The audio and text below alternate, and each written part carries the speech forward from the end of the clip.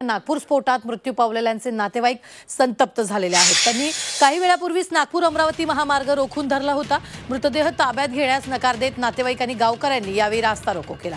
पोलिसांनी समजूत घालण्याचा यावेळी प्रयत्न केला आणि त्यानंतर मृतांचे नातेवाईक आणि गावकरी पार्थिवाच्या अॅम्ब्युलन्ससह कंपनीच्या गेटवर पोहोचले।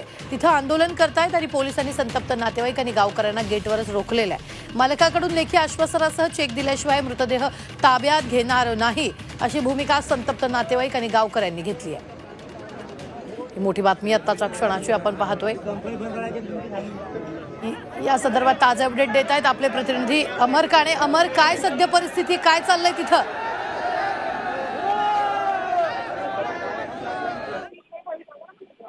अमर, माझा आवाज तुमच्यापर्यंत पोहोचतोय का? काय सध्या स्थिती आहे, काय सुरू आहे तिथं?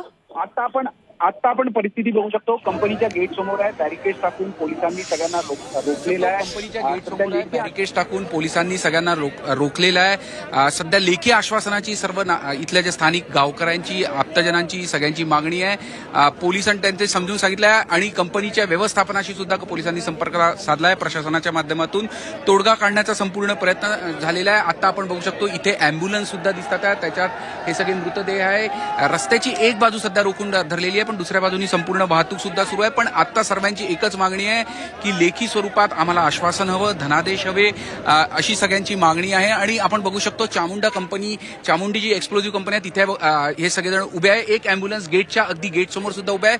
आप्तजन सगळेजण, त्यांचे स्वकीय जे आहे ते गावातले लोक सगळेजण कंपनीच्या गेट समोर बाहेर येऊन मोठ्या संख्येने इथे येऊन बसलेले आपल्याला दिसत आहे। आणि एकूणच सगळ्यांची एक मागणी आहे। ताई, काय म्हणणं आहे आपलं, काय मागणी आहे आपली? सर, माझी मागणी एवढीच आहे की त्या अत्यंत गरीब परिवारातल्या मुली होत्या, त्या मुली आपल्या पोटा पाण्यासाठी इथे काम करत होत्या।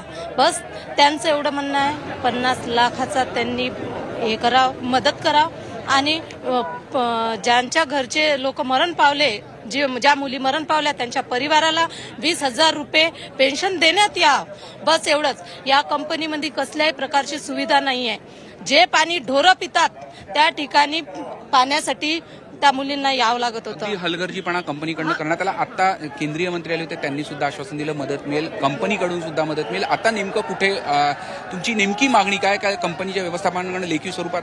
बस आमची मागणी एवढी आहे की बस हे जे त्या परिवारातले लोक आहे त्यांची ज्या मागण्या आहेत त्या पूर्ण करा, बस एवढं। आपण बघू शकतो या मागण्या आहेत, लेखी स्वरूपात सगळ्यांना आश्वासन हवं आहे। अजूनही सगळेजण इथे मोठ्या संख्येने लोक जमा झालेले आहेत। पोलिसांनी बॅरिकेड्स टाकून सगळ्यांना रोखलं आहे। मोठ्या प्रमाणात पोलिसांचा संपूर्ण ताफ आहे, कडेकोट असा बंदोबस्त ठेवण्यात आलेला आहे। पोलिसांनी सुद्धा समजून सांगण्याचा एकूणच एक प्रयत्न केलेला आहे आणि स्थानिकांना एक मागणी सुद्धा करण्यात येत आहे। निश्चित अमर, धन्यवाद ताजे अपडेट देण्यासाठी। आम्ही वेळोवेळी तुमच्याकडून या संदर्भातले ताजे अपडेट घेत राहणार। तुर्तास आपण पाहतोय की नागपूर कंपनीच्या गेटवर सध्या हे आंदोलन सुरू आहे। आता